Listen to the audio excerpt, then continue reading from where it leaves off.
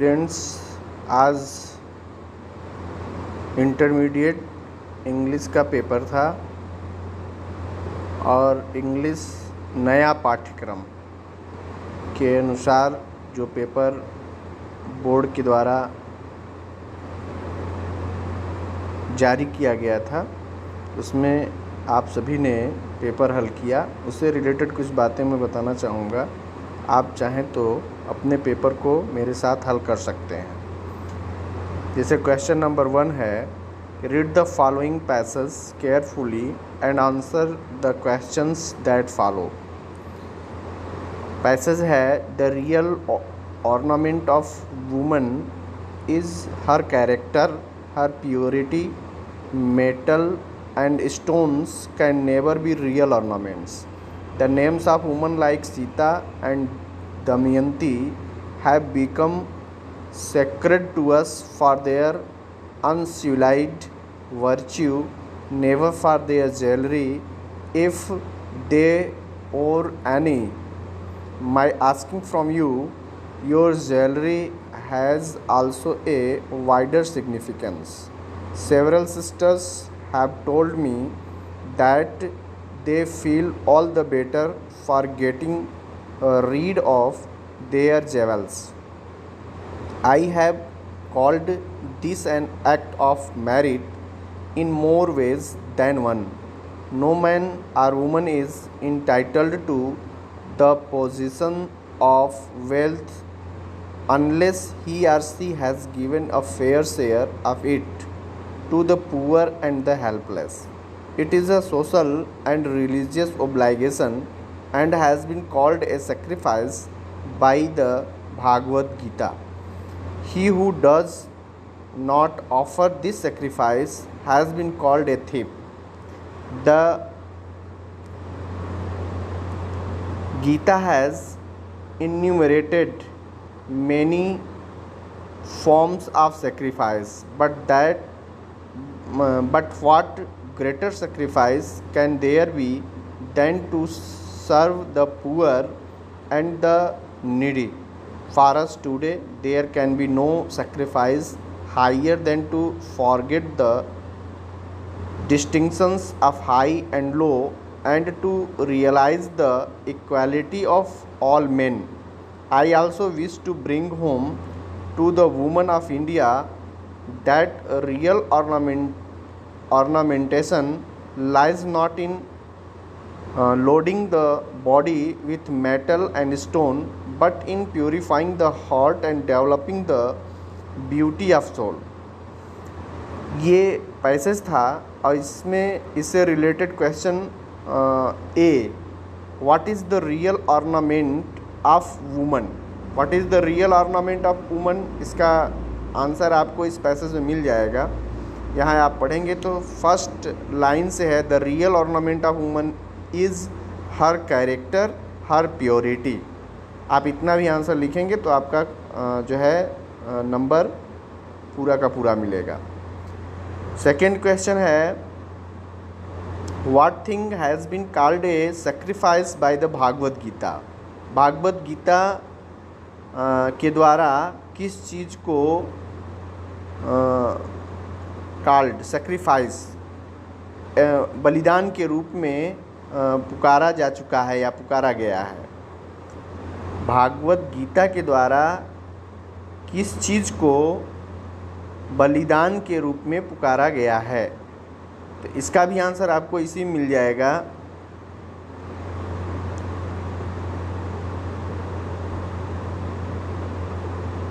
Sacrifice, यहाँ आप देख सकते हैं ये क्वेश्चन, ये पैसेज में ही, it is a social and religious obligation and has been called a sacrifice by the Bhagavad Gita. अब यहाँ आपको ये पॉइंट थोड़ी सी इसमें ऐड करनी पड़ेगी कि इट की जगह इसका मतलब होता है कि किस चीज़ को उन्होंने सोशल और रिलीजियस ऑब्लिगेशन बताया है। तो इट किसके लिए आया है? तो इट आया है टू हेल्प या टू, ये ऊपर की लाइन से आप लेंगे इसको कि नो मैन और women is entitled to the position of wealth unless he or she has been given a fair share of it to the poor and the helpless. It is a social and religious obligation and has been called a sacrifice by the Bhagavad Gita. इसमें इसको आप अपने अनुसार भी बना सकते हैं एक सेंटेंस में, ताकि अप्रोप्रिएट हो सके. और इसके लिए करना ये होगा कि the position of wealth which is shared to the poor and the helpless is a social and religious obligation and it has been called a sacrifice by the Bhagavad Gita. ये आंसर आप बना सकते हैं. यानी the position of wealth which has been given a fair share of it to the poor and the helpless is a social and religious obligation and it has been called a sacrifice by the Bhagavad Gita. ये answer उपयुक्त answer होगा. इस तरह से आप इसका answer बना सकते हैं. नेक्स्ट क्वेश्चन है, what is considered to be a greater sacrifice. Greater sacrifice जो है किसे समझा जाता है. तो यहाँ आप देखेंगे तो इस जो है पैसेज में इस साइड में आंसर है, what greater sacrifice can there be than to serve the poor and the needy.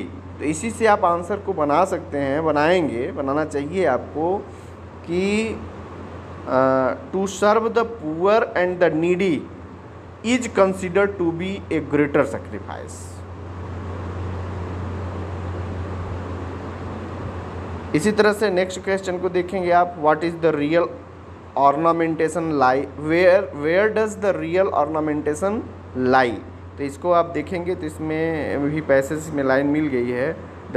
यहाँ है, real ornamentation lies not in loading the body with metal and stone but in purifying the heart and developing the beauty of soul.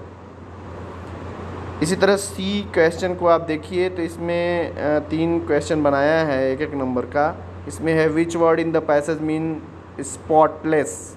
तो spotless का मतलब क्या है. तो इसमें आप देखेंगे कि ये अनस्विलाइड जो है इसका मतलब होता है स्पॉटलेस. इसका मतलब मीनिंग सेम लिखना था इसका. तो स्पॉटलेस का मतलब आप कह सकते हैं कि बिना किसी दाग धब्बे का जो होता है उसको स्पॉटलेस कहते हैं. और स्पॉटलेस का एक वर्ड आया है इसमें, ये आप देख लेंगे, अनस्विलाइड. नेक्स्ट क्वेश्चन है, which word in the passage is opposite of insignificance. Insignificance का अपोजिट तो आप कर लिए होंगे. इसमें सिग्निफिकेंट IN को हटा देंगे, सिग्निफिकेंस जो है वो इसका अपोजिट हो जाएगा. What does the phrase getting rid of mean in the passage. Getting rid of का मतलब क्या है इस पैसेज में. तो गेटिंग रीड ऑफ माने होता है छुटकारा पाना. यानी अब इस पैसेज में मीनिंग निकालेंगे तो अंग्रेजी में ही चूँकि इसका एक दूसरा वर्ड देना होगा. तो इसके लिए है realise also bring home to the woman of India not loading find developing beauty. Proper word आएगा इसका greater sacrifice Gita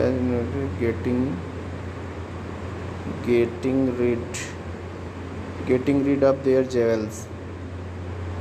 may I have called this an act of merit in more ways than one. Titled several sisters have told me that they feel all the better for getting rid of their jewels. Question क्या है. Question है, what does the phrase getting rid of mean in the passage. तो इसका मतलब आप लिख सकते हैं कि getting rid of का मतलब है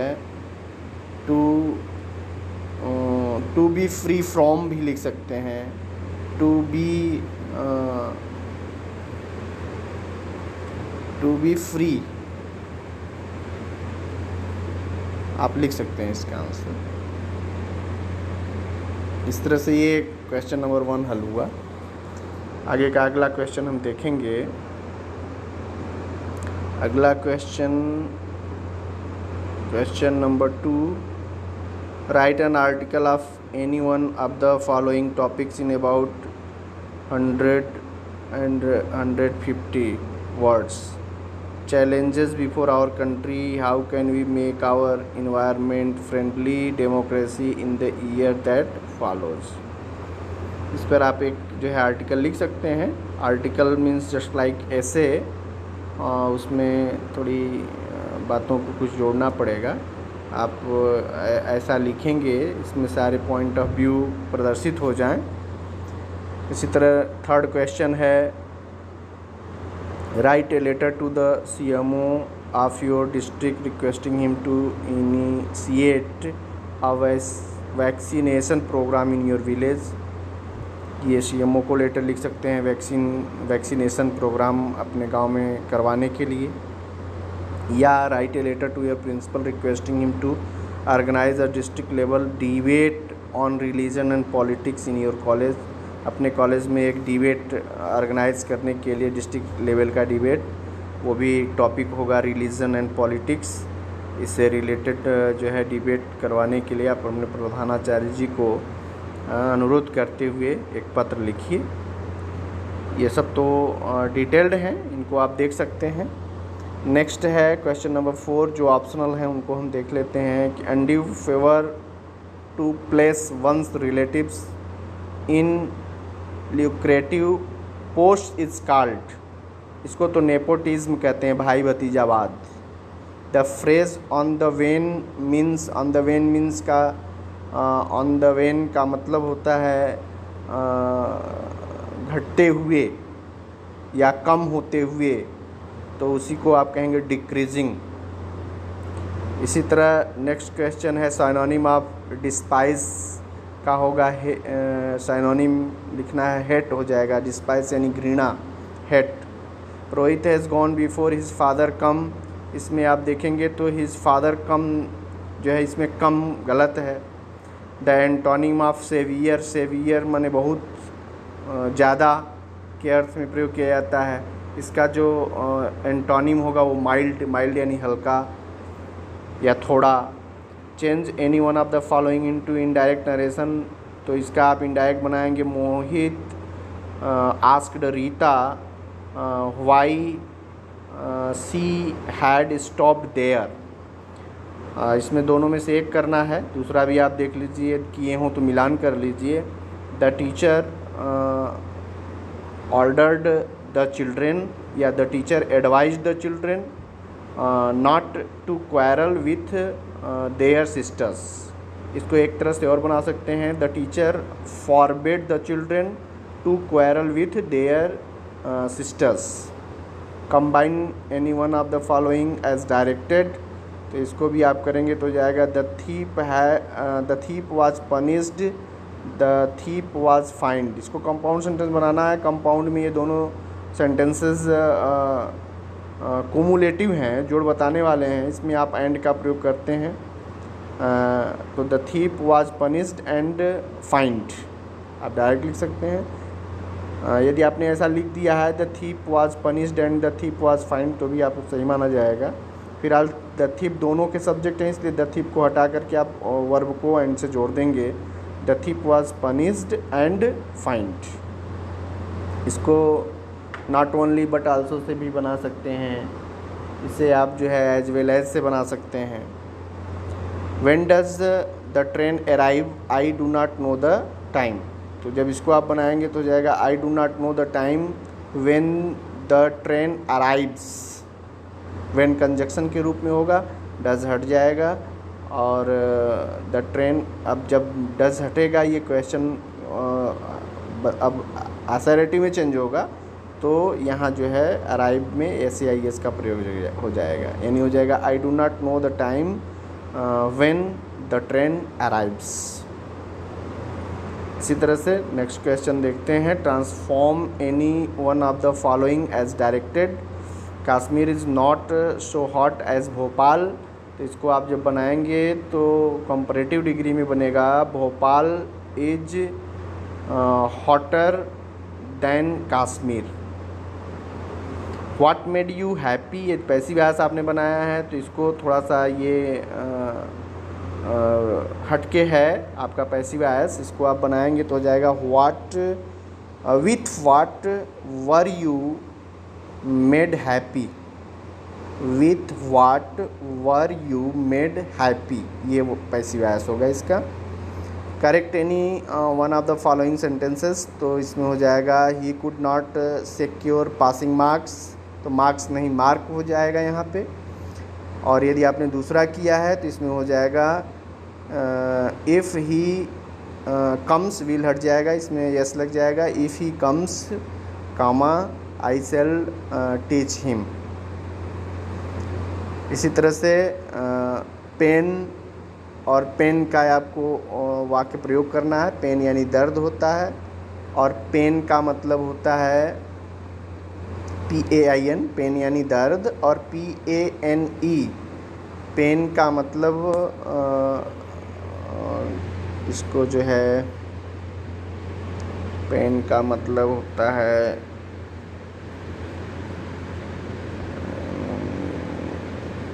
कड़ाही के अर्थ में होता है पेन, इसको देखना होगा। एडॉप्ट और एडेप्ट आप जानते ही हैं। एडॉप्ट और एडेप्ट, एडॉप्ट यानी ग्रहण करना और एडेप्ट यानी चतुर होता है। इसका आपको वाक्य प्रयोग करना है, इनमें से कोई एक करना है। अब जैसे ट्रांसलेशन को आप देखेंगे तो इसमें मिलेगा आपको कि भारतवर्ष एक महान देश है, तो India is a great country. इसका अतीत बहुत ही शानदार रहा है। Its past has been very splendour या ग्लोरियस भी कह सकते हैं आप। विदेशी आक्रमणकारियों ने इस देश को लूटने का प्रयास किया। Foreign invaders tried to rob this country. इसकी संस्कृति तथा इसके ज्ञान विज्ञान को मिटाने का प्रयास किया। They tried to remove its knowledge and science and its culture. परंतु देश प्रेमियों के बलिदान और बहादुरी के कारण वे सफल नहीं हुए।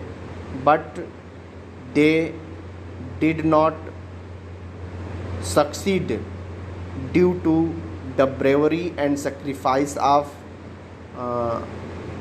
पेट्रियट्स और country lovers.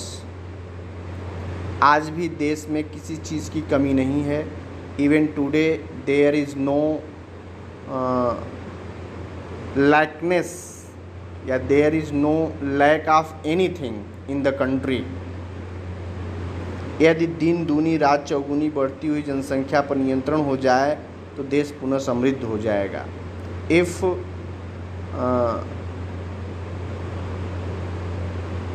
if the population increasing by leaps and bounds is controlled, the country will be prosperous again। ये हो गया आपका ट्रांसलेशन। इसी तरह से आप अपना मिलान कर सकते हैं। शेष क्वेश्चन आंसर तो आप देख ही रहे हैं, आपको करना है। ये तो आपके टेक्स्ट बुक से है, इसको आपने किया होगा। उम्मीद है आप सभी ने अच्छा ही किया होगा। क्वेश्चन आंसर वगैरह कुछ चीज़ों को आप देख सकते हैं। इसमें एक असेंबली से रिलेटेड एक वो क्वेश्चन आ गया है, फिगर्स ऑफ स्पीच, जैसे like rootless weeds, the hair torn around their pallor, point out the figure of speech used in the above lines. तो इसमें आप सिमिली लिख लेंगे इसी तरह के। और बाकी शॉर्ट क्वेश्चंस और लॉन्ग क्वेश्चंस आपको अपने से करने थे। आपने टेक्स्ट को अच्छे से पढ़ा है, उम्मीद है कि आप सभी ने अच्छा ही किया होगा और अच्छे से मार्क्स भी आपको मिलेंगे। Thank you.